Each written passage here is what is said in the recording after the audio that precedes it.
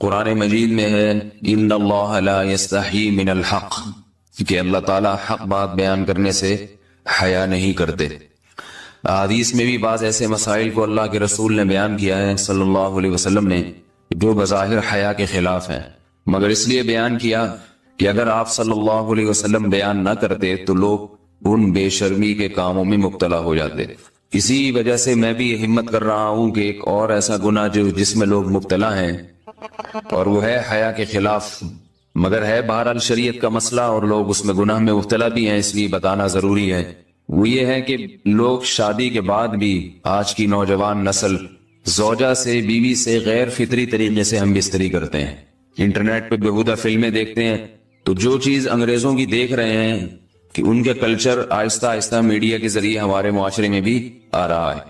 اللہ کے رسول صلی اللہ علیہ وسلم نے لعنت فرمائی ہے، ایک روایت میں ہے کہ اللہ اس کی طرف دیکھے گا نہیں کہ جو اپنی زوجہ سے پچھلے راستے سے ہم بستری کرے گا۔ یہ بیماری بھی، یہ گندگی بھی لوگوں میں پھیلتی جا رہی ہے، خاص طور پہ جن کو لڑکوں سے بدفعلی کی عادت پڑ جائے تو وہ زوجہ سے فطری راستے سے ہم بستری نہیں کرتے۔ اللہ نے فرمایا کہ نساؤکم حرث لکم، یہ تمہاری زوجات ہیں، بیویاں ہیں، یہ نسل بڑھانے کے لیے ہیں، تو اسی راستے میں انسان اپنی خواہش کو پوری کر سکتا ہے جس راستے سے نسل بڑھتی ہے۔ اس کے علاوہ کسی اور راستے سے اپنی خواہش کو پورا کرنا یہ حرام ہے، گناہ کبیرہ ہے، گندگی ہے۔ ہمارے پاس کیسز آتے ہیں، ایک پاک دامن لڑکی کی شادی ہوتی ہے، لڑکا بھی بظاہر بڑا نیک، لیکن کیا ہے، لڑکا چونکہ ٹھرکی ہوتا ہے، شہوت کا درندہ ہوتا ہے، تو وہ یہ نہیں دیکھتا کہ میں اپنی بری خواہش مٹانے کے لیے میں اپنی زوجہ کو غیر فطری طریقے پر مجبور کیسے کر سکتا ہوں، تو مجبور کرتا ہے پھر اپنی بیوی۔ اس میں جو عورتیں زیادہ پاک دامن نہیں ہو، نیک نہ ہو، یا ان کو یہ ڈر ہو کہ طلاق ہو گئی تو ہم کہاں جائیں گے، وہ پھر اپنے شوہر کے ساتھ اسی غیر فطری طریقے پر آمادہ ہو جاتی ہیں، اور اس کا عذاب اور اس کا وبال یہ ہوتا ہے کہ کچھ دنوں میں ان کو بھی اسی کی لت پڑ جاتی ہے۔ انسان جب بھی کوئی غیر فطری راستہ اختیار کرتا ہے، آخرت کا عذاب تو بعد میں، دنیا کا عذاب یہ آتا ہے کہ پھر اس کو لذت فطرت میں آتی نہیں ہے۔ تو جو راستہ اللہ نے رکھا ہے اس میں اس کو لذت نہیں آئے گی، وہ گندگی میں ہی گھسنے کی کوشش کرے گا، اس کی بھی فطرت خراب ہو جاتی ہے، اور جس کے ساتھ یہ بدفعلی کی جائے اس کی بھی فطرت خراب ہو جاتی ہے، وہ بھی پھر کسی کے قابل نہیں رہتے۔ تو اپنے جان پر رحم کرنا چاہیے۔ ہم انسان ہیں، ہم درندے نہیں ہیں، ہم گھوڑے نہیں ہیں، ہم گدھے نہیں ہیں، ہم جانور نہیں ہیں، ہم انگریز نہیں ہیں۔ انگریز نے تو حیا اور شرم کی تمام حدود کو توڑ دیا ہے، وہ تو درندے بن چکے ہیں۔ ہم تو درندے نہیں ہیں، ہم تو حلال کھاتے ہیں، پاک صاف رہنے کی کوشش کرتے ہیں، تو ہم ان کی جو کلچر دیکھ کے ہم ویسے درندے بننے کی کوشش کیوں کریں؟ تو یہ بہت بڑا وبال ہے، بہت بڑی برائی ہے جو ہمارے معاشرے میں آہستہ آہستہ جڑ پکڑتی جا رہی ہے، اور اس سے بیماریاں بھی پھیلتی ہیں۔ غیر فطری طریقہ ہے، بیماریاں بھی پھیلتی۔ ایسے کیسز آتے ہیں کہ جناب وہ مرد مجبور کر رہا ہے بیوی کو، اور وہ بیوی جو ہے ساتھ نہیں دیتی تو پھر اس کو طلاق کی دھمکیاں دیتے ہیں، ایسے کیسز بھی آتے ہیں۔ اور یہ بھی آتا ہے کہ مرد جب اپنی بیوی کو غیر فطری طریقے پر مجبور کرتا ہے، بیوی آمادہ نہیں ہوتی، تو مرد پھر یہ دھمکی دیتا ہے کہ بھائی میری خواہش تو تم سے پوری ہوتی نہیں ہے، پھر میں دوسروں کے پاس جاؤں گا۔ تو یاد رکھیں، جس عورت کا شوہر یہ دھمکی دے اس کو کہ میں زنا کروں گا اگر تم نے میری خواہش پوری نہیں کی غیر فطری طریقے سے، تو عورت اپنے شوہر سے کہہ دے کہ جاؤ تم کہیں اور جا کے منہ کالا کرو، تمہاری فطرت میں گندگی ہے تو یہ مجھے گندا بنانے کی کوشش نہ کرو، اس کو زنا کرنے دیں، وہ اللہ آخرت میں اس سے بھگتے گا۔ ہر بیماری کا اللہ نے علاج رکھا ہے۔ اللہ کے رسول صلی اللہ علیہ وسلم نے فرمایا، صحیح بخاری کی حدیث، ما انزل اللہ من داء الا انزل له دواء، کوئی بیماری ایسی نہیں ہے جو اللہ نے نازل کی ہو اور اس کے لیے دوا نہ رکھی ہو دنیا میں۔ تو اگر کسی کو ایسی لت پڑ گئی ہے غیر فطری کام کی، تو اس کو چاہیے کہ وہ اپنا علاج کرائے، ڈاکٹر سے بھی رابطہ کرے، اور سب سے بڑا علاج یہ کہ کچھ وقت صبر کرے گا، چھوڑ دے گا کچھ عرصے کے لیے، تو خود بخود آہستہ آہستہ صحیح ہو جائے گا۔ ایک آدمی شراب کا عادی ہے، ایک علاج تو یہ کہ ڈاکٹروں سے رابطہ کرے، بہترین علاج کیا، چھوڑ دے۔ کتنے دن تڑپے گا؟ ایک دن، دو دن، تین دن، چار دن، ایک ہفتہ، دو ہفتہ، بہت زیادہ سال ہو جائے گا نا، اس کے بعد خود بخود ٹھیک ہو جائے گا۔ سگریٹ کا عادی ہے، چھوڑ دے گا، تو کتنے لوگ ہم نے دیکھے ہیں دن میں 20 سگریٹ پیتے تھے، چھوڑنے پر آئے تو بالکل ایک دم چھوڑ دی انہوں نے، آہستہ آہستہ کر کے چھوڑ دی، لیکن تکلیف ہوئی مگر عادی ہو گئے۔ تو اب کسی کو یہ لت پڑ گئی ہے غلط کام کی، برائی کی، تو اس کا بہترین علاج یہ ہے کہ وہ اپنے آپ کو بدلنے کی کوشش کرے، ماحول بدلے، اور کچھ وقت صبر کرے گا تو اللہ اس سے یہ عادت چھڑا دے۔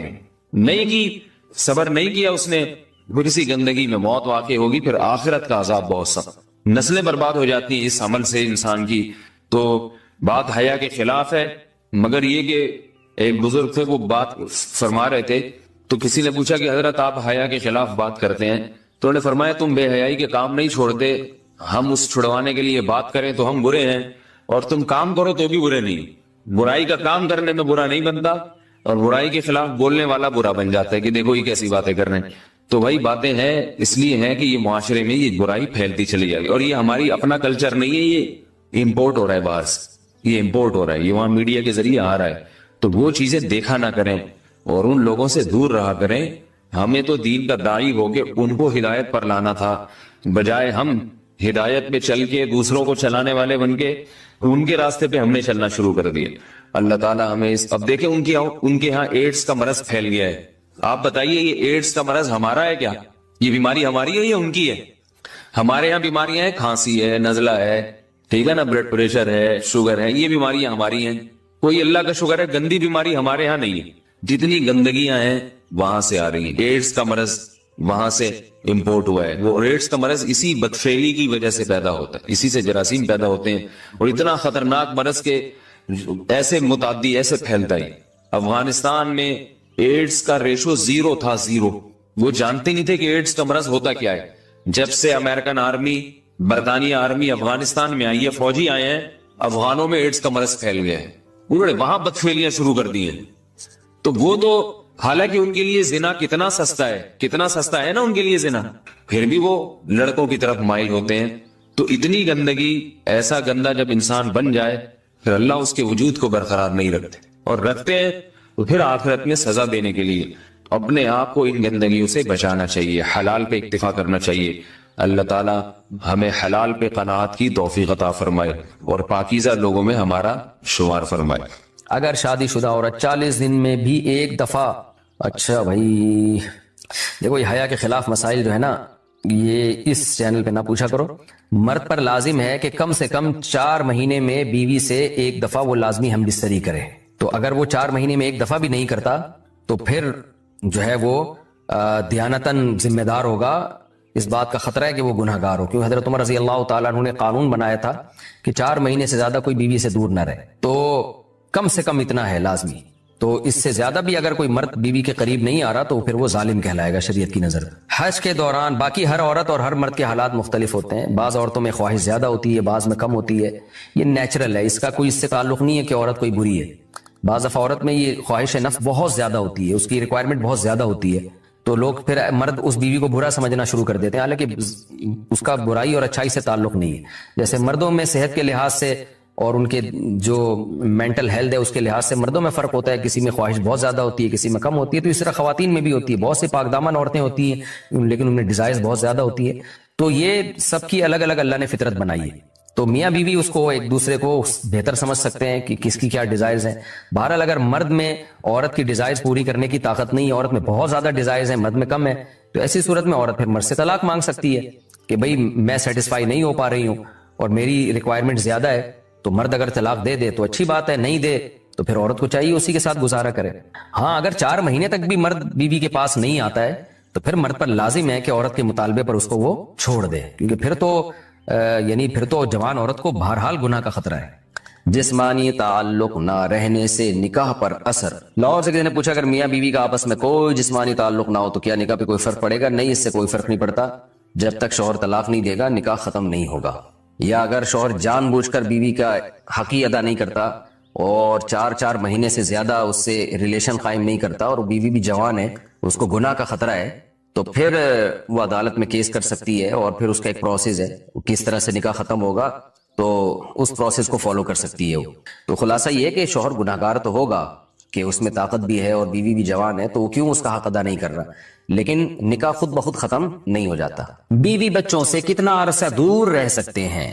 بندہ کام کی وجہ سے 2 سال ملک سے باہر رہتا ہے، کوشش کے باوجود چھٹی نہیں ملتی، کیا اتنی دیر بیوی بچوں سے دور رہنا جائز ہے؟ نامعلوم۔ اوئے ہوئے ہوئے ہوئے بھائی دیکھیں، ایک تو ہے حضرت عمر رضی اللہ تعالیٰ عنہ کا مشہور واقعہ ہے کہ آپ نے کچھ خواتین سے پوچھا تھا کہ عورت کتنا صبر کر سکتی ہے مرد کے بغیر، تو بعض صحابیات نے بتایا کہ 4 مہینے. تو حضرت عمر نے قانون بنایا کہ جو مجاہدین محاذ جنگ پہ لڑ رہے ہیں 4 مہینے سے زیادہ دور اپنی بیویوں سے نہیں رہ سکتے. تو اس اصول کا تقاضا یہ ہے کہ وہ زمانہ بھی پاک دامنی کا زمانہ تھا، نیک لوگ تھے، تو اصول یہی ہے کہ 4 مہینے انتہا ہے عورت کے صبر کی. تو ایک نارمل عورت کے لیے اس سے زیادہ صبر کرنا مشکل ہوتا ہے. تو اس لیے بہتر یہی ہے، قانون یہی ہے کہ 4 مہینے سے زیادہ دور نہیں رہنا چاہیے. اور قرآن نے بھی یہ حکم دیا ہے کہ اگر کوئی قسم اٹھا لے کہ بیوی کے پاس نہیں جائے گا، قسم اٹھا لے، ایسا ہی نہیں بلکہ قسم اٹھا کے، تو پھر 4 مہینے میں طلاق واقع ہو جاتی ہے. بعض فقہا کے نزدیک عورت کو طلاق کا اختیار ہو جاتا ہے عدالت کے ذریعے، بعض کے نزدیک ہو جاتی ہے طلاق. تو اس سے بھی پتہ چلتا ہے، قرآن سے بھی اشارہ ملتا ہے کہ 4 مہینے جو ہے یہ ایک انتہائی مدت ہے ایک نارمل عورت کے لیے. تو اس زمانے میں تو اس کی اہمیت اور زیادہ بڑھ گئی ہے. وجہ اس کی ہے کہ بے حیائی، موبائل، انٹرنیٹ پر بیہودہ چیزیں، یہ سب چیزیں انسان کی شہوت کو بڑھاتی ہیں، مرد کی بھی اور عورت کی بھی. تو اس لیے بھائی میں تو آپ کو مشورہ نہیں دے سکتا کہ آپ 2 سال بیوی سے دور رہیں. میں بدگمان نہیں ہو رہا، بہت سے لوگ 4 سال دور رہتے ہیں، ان کی بیویاں بھی پاک دامنی کے ساتھ زندگی گزارتی ہیں، خود بھی بڑے نیک شریف بن کے زندگی گزارتے ہیں. بہت سے ایسے لوگ الحمدللہ ہمارے معاشرے میں ہیں. لیکن بہرحال اس کلچر کو، اس رواج کو فروغ نہیں دیا جا سکتا، اس کو اپریشیٹ نہیں کیا جا سکتا، شریعت کے لحاظ سے بھی، عقل کے لحاظ سے بھی. 2 سال تک مرد کے لیے صبر کرنا کتنا مشکل کام ہے. وہ کھا بھی رہا ہے انڈے پراٹھے اور جناب کھانا پینا اسی سٹائل میں چل رہا ہے، یا تو روزے رکھ کے اپنے آپ کو آدھا کر دیا اس نے. تو سوال عورت کے ساتھ مرد کا بھی تو ہے نا. مرد نے تو قوت اور شہوت اللہ نے اور بھی زیادہ رکھی ہے، تو وہ کیسے صبر کرے گا؟ مرد کی جو قوت برداشت ہے وہ فقہا نے اور اطباء نے بیان کی 1 مہینہ ہے. تو 2 سال تک بیوی سے دور ہیں.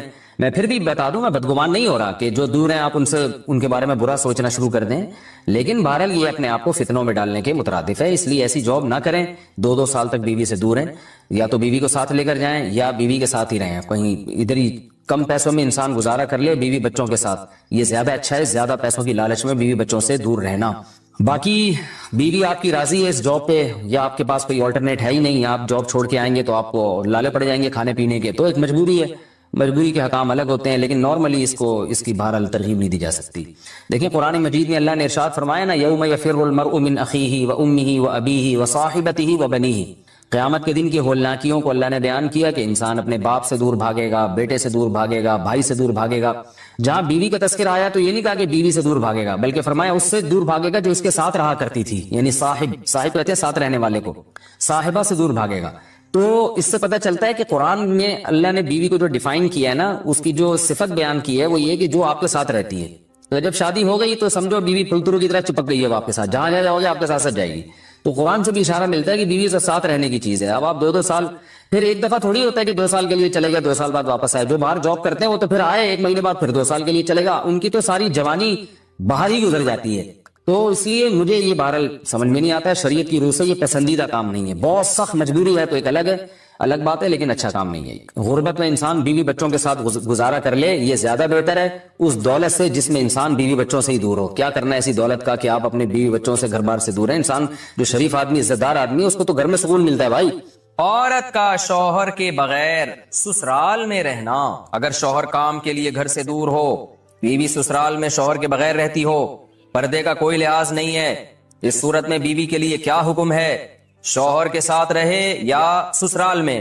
اگر شوہر ساتھ نہیں رکھتا بلکہ اپنے گھر والوں کے ساتھ رہنے پر مجبور کرے تو بیوی کیا کرے؟ طارق صاحب اسلام آباد سے.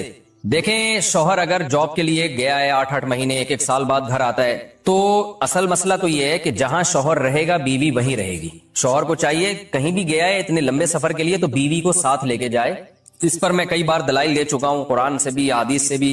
ان دلائل کو میں ریپیٹ نہیں کروں گا. اس میں شوہر کو بھی فائدہ ہے، بیوی کا بھی فائدہ ہے. گناہ سے دونوں بچیں گے، فتنے کا اندیشہ کم ہوگا. اتنے عرصے اس دور میں بیوی سے دور رہنے میں انسان میں خطرہ ہوتا ہے کہ گناہ میں مبتلا نہ ہو جائے. اور پھر بیوی کے ساتھ ایک نوعیت کی ظلم اور زیادتی بھی ہے کہ آپ 8 9 مہینے اس کو چھوڑ کے چلے جاتے ہیں، تو یہ یعنی اس کی بیچاری کی بھی تو جوانی ساری برباد ہو جاتی ہے، پوری شوہر کے بغیر جوانی گزرتی ہے. تو اس لیے اصل حکم تو یہی ہے، شوہر جہاں رہے گا بیوی اس کے ساتھ رہے گی. لیکن بعض غریب لوگ ہوتے ہیں، ان کے پاس وسائل نہیں ہوتے، سعودی عرب میں مزدوری کی جاب کر رہا ہے، وہ بیوی کو ساتھ رکھ نہیں سکتا. اگر رکھے گا تو خرچے اتنے بڑھ جائیں گے کہ وہ کمائے گا کیا پھر. بعض لوگ مجبور ہوتے ہیں، دبئی میں رہ رہے ہیں، کہہ رہے فلیٹوں کا کرایہ اتنا ہے، بیوی کو یہاں رکھا تو بھائی ہم بچے گا ہی کچھ نہیں ہمارے لیے. تو ایسی شدید مجبوری میں پھر میاں بیوی کمپرومائز کر سکتے ہیں، بھائی میں مجبور ہوں، کمانے کے لیے جا رہا ہوں، تمہیں بھی پتا ہے میں اگر یہاں رہوں گا تو وہی کھانے کے لالے پڑیں گے، تم ہی مجھے تنگ کرو گی پھر. تو ایسی صورت میں پھر بیوی سسرال میں رہے یا میکے میں رہے، تو اصول تو یہ ہے کہ جہاں شوہر چاہتا ہے وہاں رہے، اصولی بات تو یہ ہے، کیونکہ جب رخصت ہو کے آ گئی ہے وہ سسرال کی امانت ہے نا. ہر آدمی چاہتا ہے کہ بھئی میری بیوی میرے والدین کے ساتھ رہے، یہی ہمارا کلچر ہے، اور شریعت میں اس کے ناجائز ہونے کی کوئی دلیل بھی نہیں ہے. اور میاں بیوی کے بہت سے معاملات عرف متعین کرتا ہے، تو ہمارے عرف میں یہی ہوتا ہے کہ بیوی پھر سسرال میں رہتی ہے، رخصت ہو کے آ گئی ہے وہ. تو اس میں اصل حکم تو یہی ہے کہ شوہر جہاں چاہ رہا ہے وہاں رہے. اگر شوہر چاہ رہا ہے کہ میرے ماں باپ کے ساتھ رہو تو پھر عورت کو جائز چیزوں میں شوہر کی اطاعت اس پر لازم ہے، اس کو چاہیے کہ وہ شوہر کے وہاں رہے جہاں اس کے ماں باپ ہیں. لیکن اگر واقعی سسرال میں اس پر ظلم ہو رہا ہے، بہت زیادہ بے پردگی ہو رہی ہے احتیاط کے باوجود،